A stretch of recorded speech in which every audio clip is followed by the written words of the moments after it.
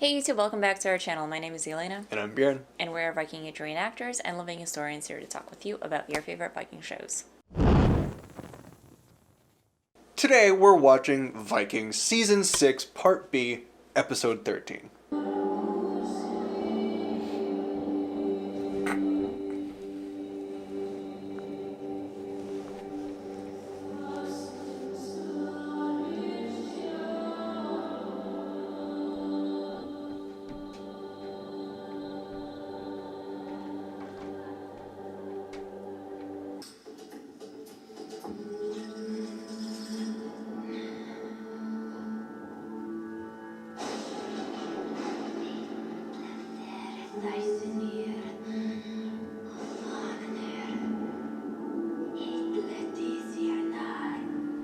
So this episode has a couple of instances where we are reminded of the ancestors, basically. It's Bjorn, it's Lagatha, it's, Ragnar that's showing up, that Gunhild sees.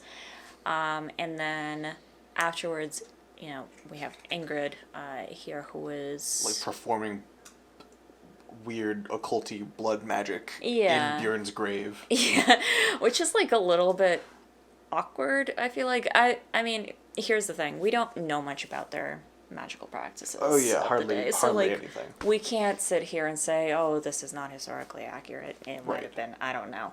Exactly. It just seems kind of weird, and I'm not 100% sure what she's trying to do. Like, is she trying to make sure that the child in her womb doesn't die and is actually born? Is she trying to protect her, her and Bjorn's child? Is she just trying to get votes? Like, Yeah, I don't know. Yeah, like, what is the point? They don't really explain that. Yeah, she was like invoking a lot of spirits and like gods and stuff, but she didn't really. She just said to like help me. Yeah. Like it, and like praise them. Like Yeah. there wasn't really much else to go on in terms of like what the purpose of the spell was, I guess, or the Yeah. ritual, whatever you want to call it. And maybe we'll find out a little bit about that later on. We'll Maybe. see. So this is really cool because what this is showcasing is it's showcasing the connection that Viking Age Scandinavians had to their ancestors and how important their ancestors were to them, basically. Yeah. For what we believe, anyways.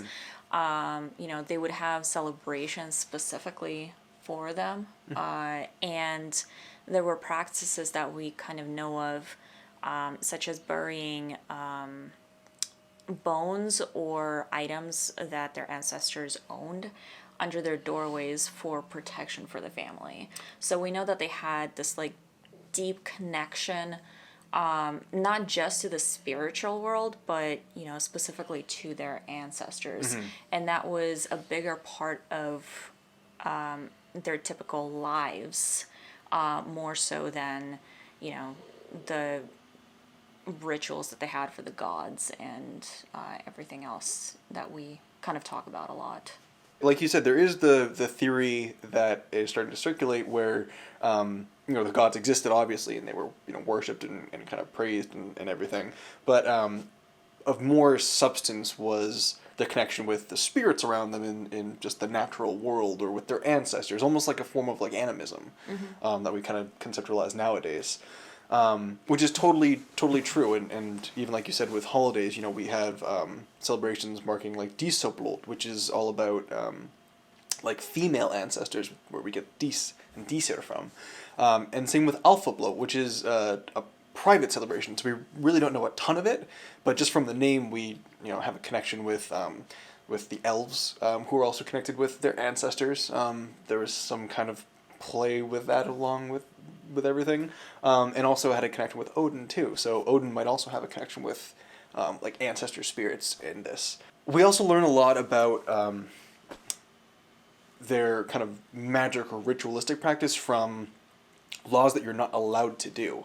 Because when Christianity became a thing, they outlawed a lot of pagan practices. So we can actually learn a little bit about what those practices were by looking at old law codes. I can't recall exactly which one, but I believe I heard one, I think like a Swedish law or something, that was saying that like you couldn't go to graveyards like wearing a mask or something like that. I might be a little bit off, but it's something similar to that. But in that kind of context, we know that there was something pagan-y, magic-y about that, and so I do also think it's kind of cool that they included this blood ritual, whatever the hell that was. I think it's very interesting that they included her with it, her kind of going into Bjorn's grave and like communing with the spirit there, or like using that as like a focus point, because it had a strong connection with the dead, because he was so recently passed and because he's such like a prominent figure. Right. So I did think that was very interesting. But the whole like splitting your hand open and painting yourself and going into like some kind of transic dance or something, we don't really know too much about that. It's possible, sure, but it certainly takes a bit of liberty, possibly. Have you heard of the time the mighty Thor went fishing? He baited his hook with the head of an ox and cast his line down into the dark water. Jormungandr took the bait. The serpent lashed the sea into a frenzy, but the thunder god did not loosen his grip, no. He dragged the monster up under the keel and began to haul it off the gunner. Jormungandr roared. Midgard shuddered, and at last, with a great tearing of flesh, it set itself free. There it is.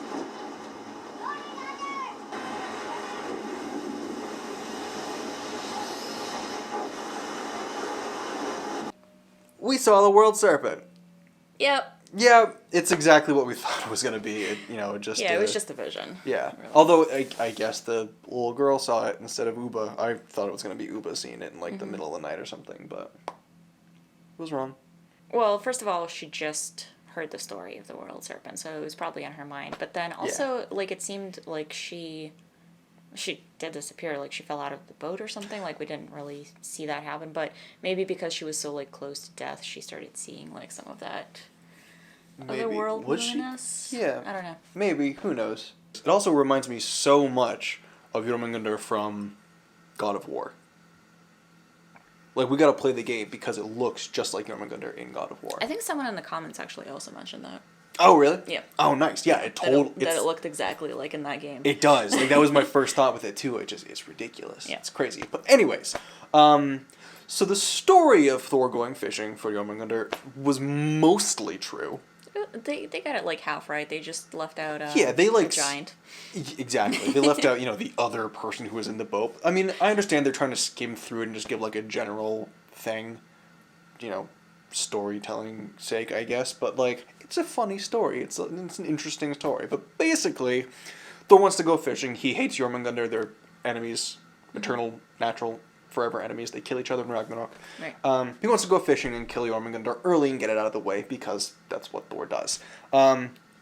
So he goes and sees a giant, and he basically bullies him to having the giant roll him out to sea. Before they leave, he finds his most prized ox, kills it and cuts off his head, and takes it with him. They row out. Thor complains the dude's not rowing far enough, so then Thor takes over and rows them like crazy into the middle of the ocean where there's no sight of land anymore, which is something they would often avoid, because, navigating's a lot easier when you can see where you're going. Giant's scared already. Thor uses the ox head as bait, throws it out to the bottom of the ocean where Jormungandr smells it and bites onto it, and he gets hooked. And then Thor like plants his feet either like in the boat or like directly into the earth, essentially to like heave the serpent out of the water, which he does. And in doing so, that has to let go of his tail to eat the hook and serve up. And so all the storms start unleashing and the ocean's going crazy. And Thor's like about to strike down the serpent, and then the giant Ymir gets really scared and cuts the line loose so that Jormungandr sinks back into the ocean and everything gets calm. Thor, meanwhile, is bullshit with him and punches him so hard in the head that he goes flipping over the boat and he leaves him in the water to die in the middle of the ocean. And then Thor rows back to this dude's house and just leaves it, like just walks away. Probably set the place on fire. In my opinion, that's what he would do because he's that spiteful about it and like he holds a grudge. But that's the real story. So they got most of it. Yeah. It was fine. They got a bulk of it. Yeah, it's like the Spark Notes, like just skimming over it, just like, here's the gist of the story. The show has actually been pretty consistent since season 1 about kind of using these stories as maybe not a storytelling element, but they do kind of infuse some of that mythology with characters telling the children those stories and like passing them on, like Lagatha does it, as well as like Floki and Ragnar. Like they all kind of contribute to that, and it's honestly awesome to see that because that is how those stories got passed down. Totally, absolutely. It was, parent to child. That's how a lot of those stories and a lot of that, mythology and history got passed down all the way down to, people like Snorri, who eventually wrote them down. Yeah, exactly. And it was kind of like, you have to think of these stories kind of like a game of telephone. They kind of get embellished and changed over time. So, totally, yeah. And this is why, like, we don't know the true stories. That's why we have to say a lot of the times, like, we don't know the true mythology of the Vikings. We know what got written down, but that was also passed down through a game of telephone over hundreds of years before that happened. At the very least. Like, we're talking some very old gods here as well, Yeah. So it could easily be much longer than that. Something that this scene does make me think of, so the world serpent to the Vikings was the serpent that encircled the world. So Hence world serpent. Yeah, exactly. So in seeing Jormungandr, would that mean that you would have reached the edge of the world? Like the end of Midgard, basically? I don't know. Maybe? Possibly. I'm not really sure. I don't know. I don't know if we know about how the Vikings or how the Norse viewed Midgard specifically. Like, I feel like so much of the academic context is about all the different realms, not just how they viewed the physical world and how to move between those realms. Yeah, exactly, and how they were positioned and how they conceptualized it. I want to say that they just kind of figured everything else would just be water forever. Right. That's kind of where I logically go. And that might be harkening back to the first season of Vikings. There is no land west. Ah! Kind of, but that's a good question. Yeah, I wonder if you just go far enough, you'll just bump into Jormungandr and be like, oh, sorry. I'll turn it. Nope, sorry. Totally turn back around. My bad, dude. Oof, yeesh. No compass needed. Just go until you hit Jormungandr. If you hit Jormungandr, you've gone too far. Oh my god, they should have put that in Norsemen on the map. Oh, yeah. I remember there being a serpent, but I feel like it would be so funny. It's a map west. You just sail west. Yeah, exactly. If you hit the Midgard serpent, you went too far, you have to go back east. But other than that, yeah, it's pretty straightforward. Would have been great. Most. I wish you hadn't told me that story. That's how I feel.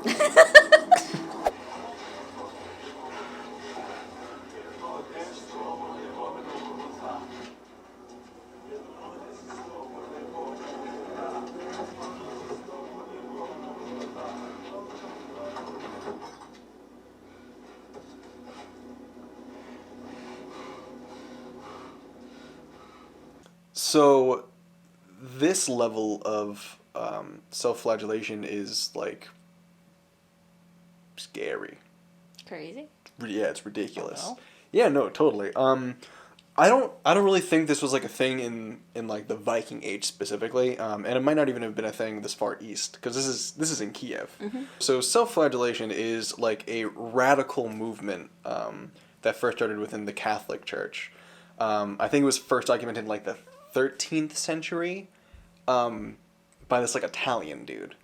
But basically it was just like what you saw. It wasn't necessarily on just a holiday, but it was a form of paying penance and making up for your sins, whether that was something that you did or whether it was just the sin of being born, born into sin essentially. But you would pupublicly mutilate yourself essentially. And this is taken to a very extreme level. That I kind of like it a lot as just a conceptual thing of seeing this bishop who's so into it that he's reenacting Christ's crucifixion, which is just brutal. and I appreciate it not just as a reenactor, but just as a historian. But this is something that really started, hundreds of years after the fact. Like I said, the first one was around like the 13th century. It became much more popular with the spread of the Black Plague, the Black Death, in the 14th century. And even though it was an original Catholic thing, it actually later got condemned by the church because they realized it was insane.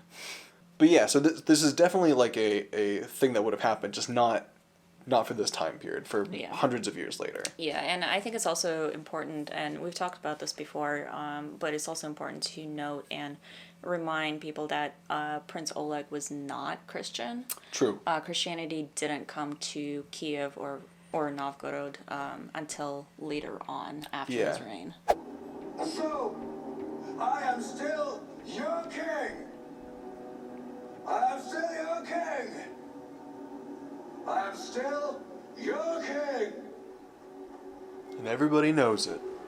Say it one more time, maybe I they'll believe promise you. to be a just, a fair-minded ruler.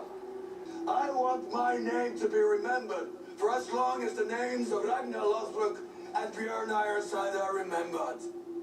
So we've talked a fair amount about Harald Fairhair. I think in the last season, and also on our Twitch streams, just with Assassin's Creed going on. Yep. I don't think we've talked about him so much with this yet, because we've barely seen him. Like, this is when we're really starting to see what he's doing now. Yeah, and one of the things that we had talked about recently on our Twitch streams that I don't think has made it to our YouTube videos yet is that Harald was actually a pretty young king. Mm-hmm. He came into his kingship very, very early on in life, and I'm talking like early teens. Yeah, I think he was like 14 Yeah. or something like that when he first became like, regional Jarl or whatever it was starting. Yeah. I think he united Norway when he was like 22 or 24, something like stupid young. Like, I mean, we have to kind of guess at his age a little bit.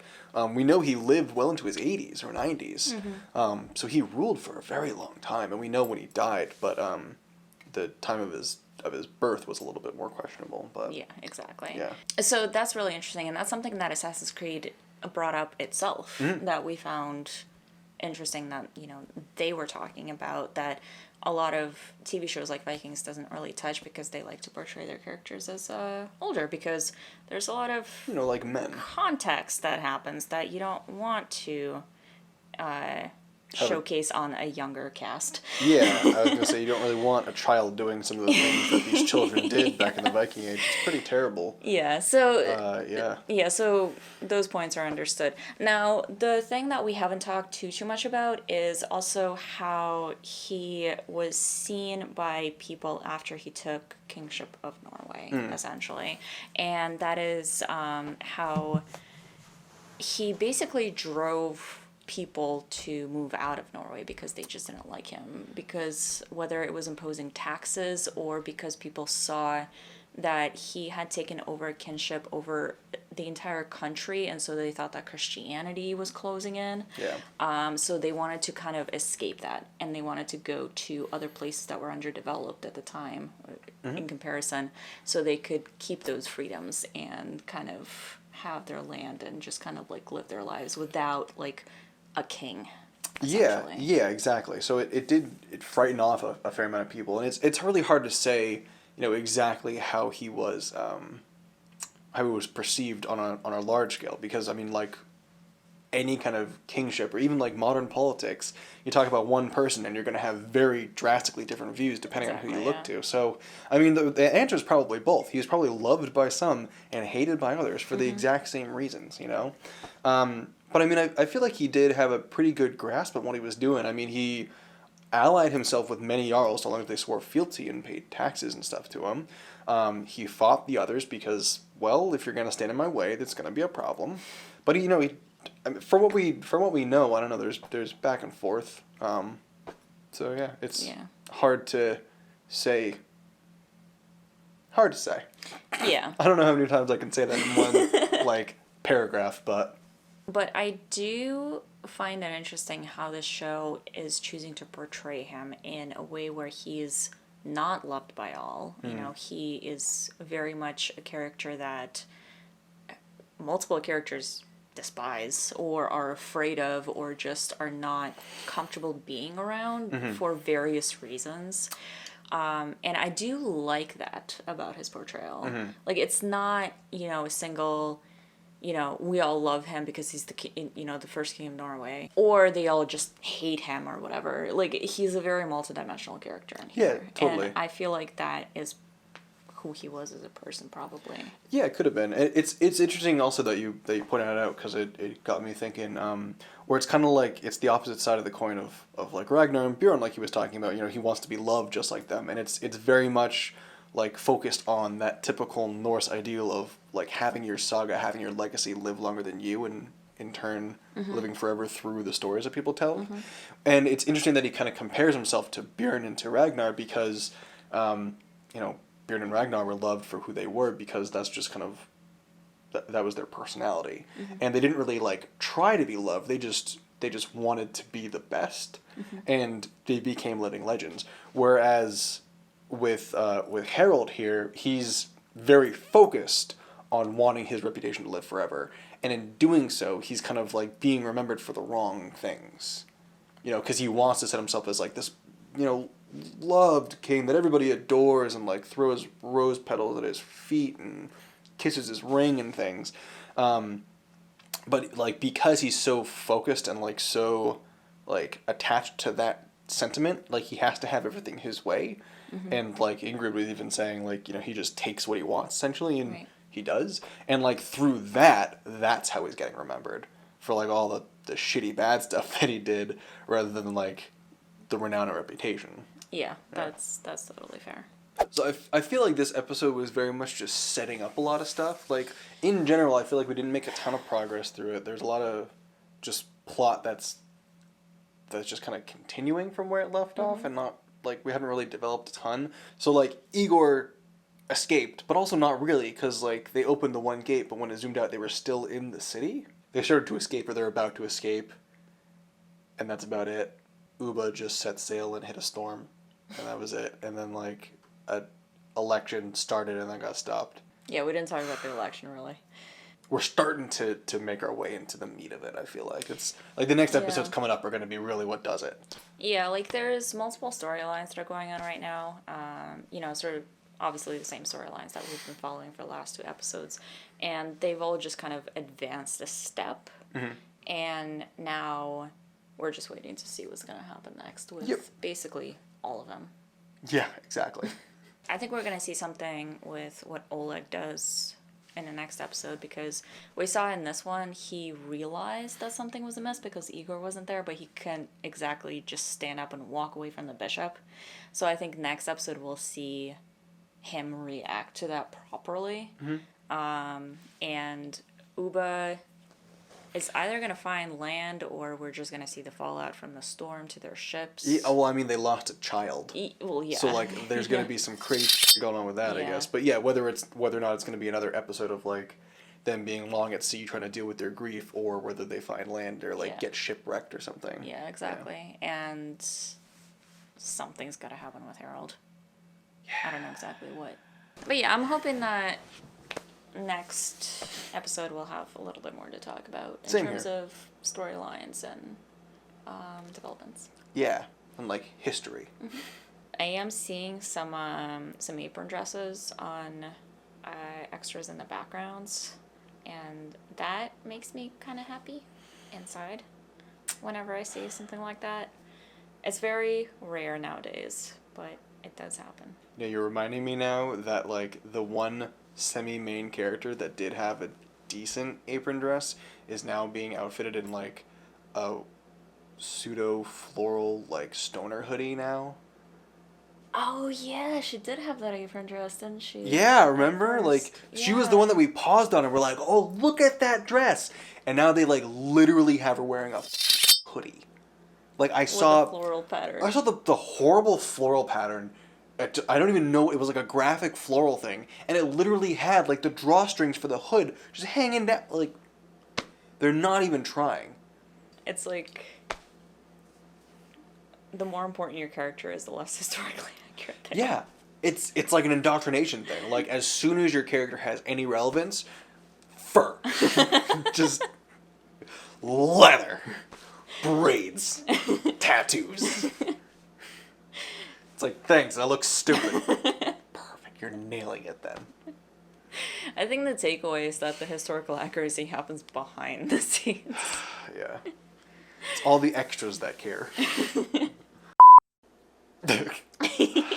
uh, uh, uh, uh. Hey, Marge. You gotta hear this joke. Painful. This is how I talk now. Okay. Okay. Good luck. Thank you. So anyways, age is kind of irrelevant when you look at the show.